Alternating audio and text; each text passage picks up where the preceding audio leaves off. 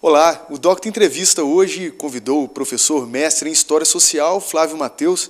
Ele escreveu o livro A República do Silêncio e voltou aqui no Docta Entrevista para contar para a gente as novas descobertas dele na pesquisa que ele fez, né, durante esse tempo, a repercussão do livro e tudo. Tudo bem, Flávio? Tudo bem, é um grande prazer estar aqui novamente, não é? Eu queria muito agradecer a presença de estar aqui mais uma vez oferecendo e mostrando o que o meu trabalho pôde contribuir para boa parte da história do leste de Minas.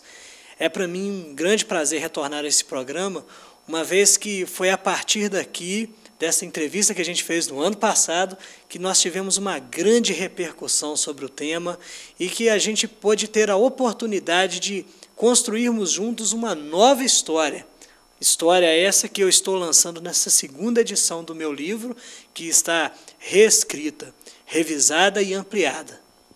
Então, para quem viu o Docta Entrevista no ano passado, ou quem não viu, a gente vai recapitular aqui rapidamente, brevemente, do que se trata o seu livro e depois a gente vai entrar nas novidades dele.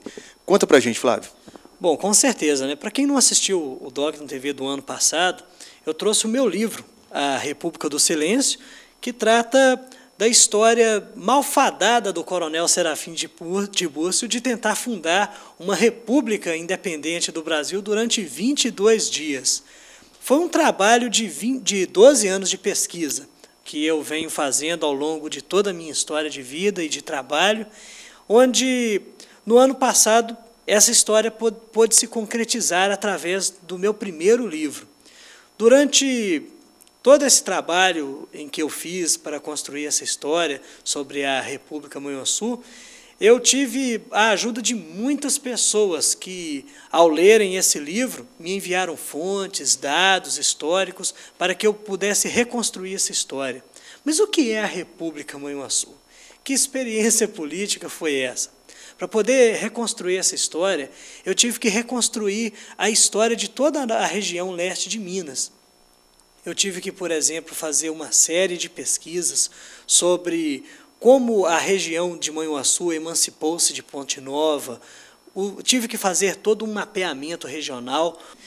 Inclusive, eu tive um trabalho muito grande para reconstruir essas fontes, uma vez que o IBGE, não é uma instituição, não possui mapas sobre essa região, da forma como foram elaborados por mim, e eu consegui minuciosamente refazê-los com a participação de uma cartógrafa que eu contratei de Belo Horizonte, a Gislaine Fernandes de Barros, e nós conseguimos fazer esse mapeamento da região. Baseado em quais fontes que vocês construíram esses mapas?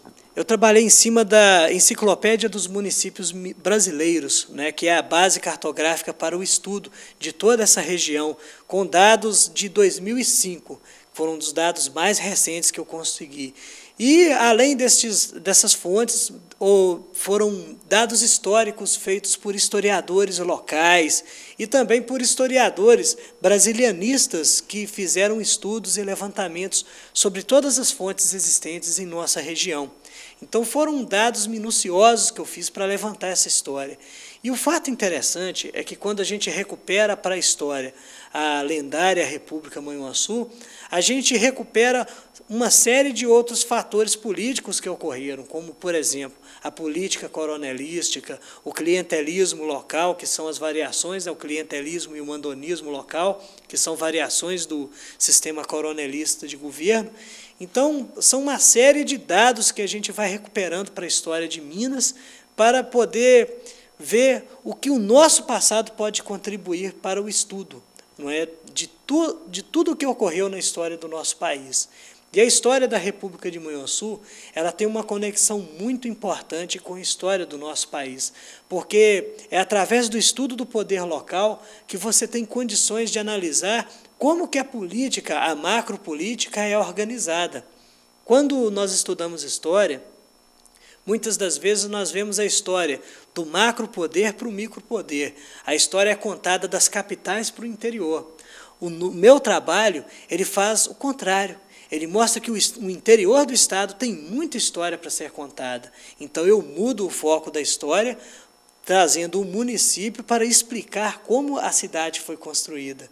Então, essa é a minha proposta, que foi utilizada na primeira edição. E com a reformulação que eu fiz, eu facilitei a leitura também para o leitor.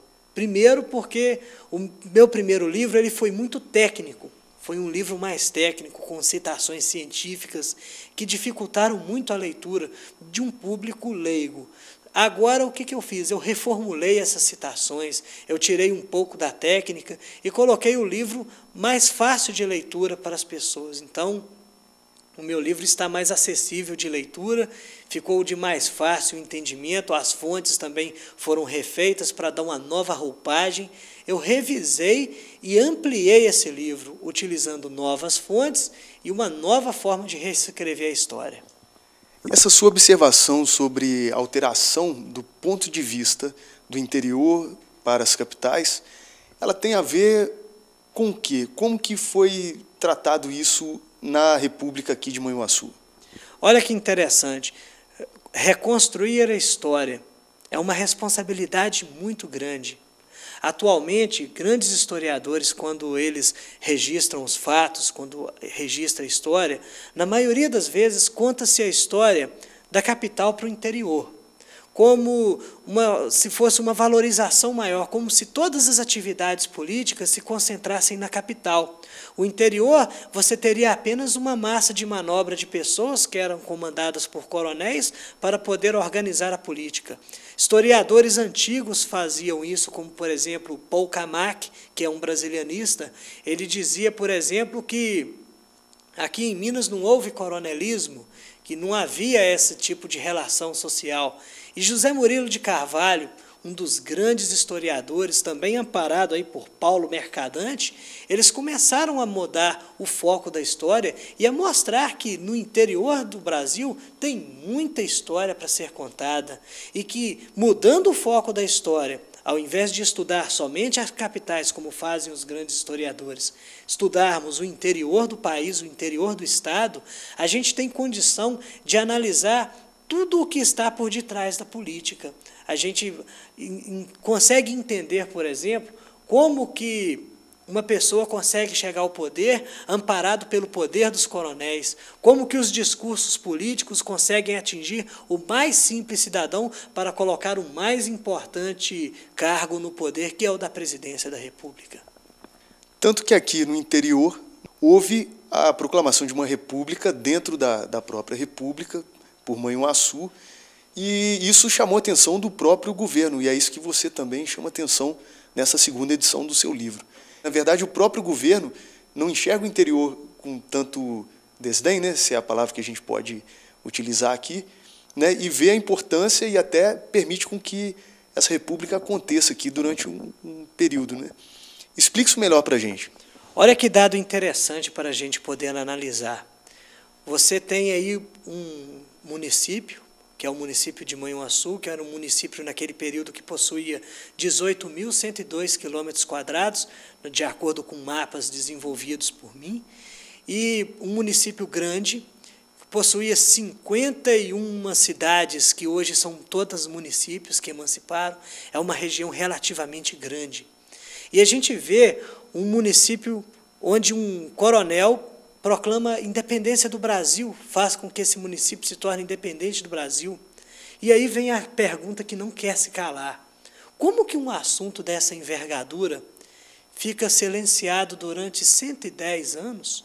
Como que um assunto dessa envergadura pode passar despercebido pela história e não ser comentado? Seria, no caso, o desdém do governo? Seria, no caso, seria por acaso o governo não se interessar pela história política do interior de Minas? Olha que interessante. Quando a gente começa a estudar a história, a gente começa a descobrir muitas coisas. Quando eu peguei esse assunto pela primeira vez, muita gente achava que eu era louco. Eu falei assim, rapaz, como você pode, não é, trazer para a história um assunto dessa envergadura? Mas quando a gente começa a analisar as fontes, analisar o porquê do silêncio de todo esse assunto, a gente começa a perceber que, na verdade, essa experiência política organizada pelo coronel Serafim Tiburcio, ela tinha um objetivo. O coronel Serafim Tiburcio não era louco de fundar uma experiência política dessa envergadura. E essas conclusões eu jogo nesse material novo que eu estou publicando. Porque o coronel Serafim Tiburcio ele não era louco. Na verdade, eu acredito que ele era um agente do governo. Ele estava aqui para poder fundar uma república que, na verdade, estaria eliminando um outro mal muito maior, que era o retorno da monarquia ao poder. Para os republicanos, o sebastianismo, que era um movimento que iria trazer novamente a monarquia ao poder, era um mal a ser combatido pela política republicana. E olha que estratégia do governo de não dar muita credibilidade, de até não perseguir o Serafim Tiburcio, como fizeram com o Antônio Conselheiro. Puxa vida, o homem proclama uma república dentro do Brasil, quer transformar isso aqui num país independente, e o governo não faz nada? O governo fez sim, mandou tropas federais, mandou até o exército, e até canhões enviaram para combater o Serafim Tiburcio. Mas por que não trouxeram a cabeça dele como fizeram com o Antônio Conselheiro? Então, esse mistério, eu vou solucionar ele no segundo livro. Nessa primeira edição, eu ainda vou deixar essa onda de mistério, porque o coronel Serafim Tiburcio ele era um agente do governo. Ele estava aqui para poder refazer isso. Mas, Flávio, onde estão essas fontes? Elas serão utilizadas no segundo livro. Esse que é o grande trunfo que o historiador tem que possuir.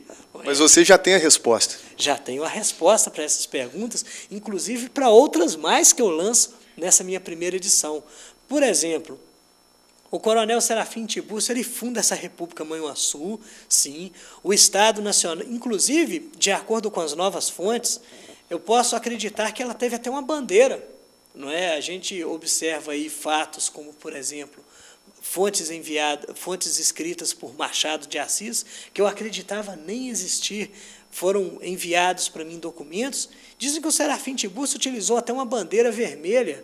Então a gente percebe aí ícones utilizados pelo Serafim Tiburcio para validar essa república. Moeda, o Boró. Delimitação do espaço, que era a República do Manhuaçu. Ele tinha, por exemplo, uma bandeira vermelha. Aí a gente compara com a República Brasileira, 1889, 15 de novembro. A gente percebe que o Brasil não tinha uma bandeira da República, que foi feita muito depois. A gente percebe que tinha delimitação do espaço, mas não tinha um hino nacional. E a gente percebe um outro dado, não é nem a bandeira, nem o hino e nem a Constituição. O Serafim Tiburcio fez uma Constituição verbalizada, em cima de suas palavras, em cima de suas ideias, ele fez um discurso para a população, como mencionam algumas das fontes do meu trabalho. Então a gente percebe que ela tinha tudo para poder ser validada. E que o governo, ao não perseguir o Serafim Tiburcio e trazer a cabeça dele, como trouxeram de Antônio Conselheiro, havia uma relação existente entre o governo e ele. E é justamente no segundo livro que eu revelo esse mistério, o porquê de toda essa circunstância, o que Serafim Tiburcio representava. Nossa região, o leste de Minas, é muito rica em história. Nós tivemos aqui em Ipanema o Barão de Itaperuna, que era um dos filhos de D. Pedro I, irmão de D. Pedro II, mas filho assim fora do casamento, né? Eu não gosto de utilizar uma palavra torpe para poder dizer isso, mas eu diria que ele era um filho fora do casamento. Foi reconhecido pela corte portuguesa e recebeu o título de nobreza. Morava em Ipanema. Temos aqui na nossa região coronéis poderosos que habitavam aqui, como o meu tetra tio-avô, o coronel João do Calhau, de Ipanema, que junto com o coronel Serafim Tiburcio invade a região de Ipanema. Fato esse que eu vou abordar também no meu segundo livro. E ainda temos também o coronel Joaquim Cândido, não é, aqui da região do Imbé de Minas, que teve aí ao seu favor aliados que participaram do movimento junto com o coronel João do Calhau. Olha que interessante. A história é um grande quebra-cabeças e aos poucos ela vai se encaixando. E é essa que é a função de nós historiadores, descortinarmos este passado para que as gerações futuras possam vislumbrar tudo o que está nos bastidores. Essa é a nossa missão. Então, no próximo livro que eu irei trabalhar, eu irei fazer toda essa análise, mas nessa primeira edição eu vou lançar as perguntas, eu vou lançar a curiosidade, e pode ter certeza, novas fontes virão a partir dessa nova segunda edição, que irão fazer com que o segundo livro venha muito mais poderoso do que esse primeiro. Então, sobre essas fontes e como você vai trabalhar essa informação, a gente conversa no próximo bloco, e eu conto contigo aí.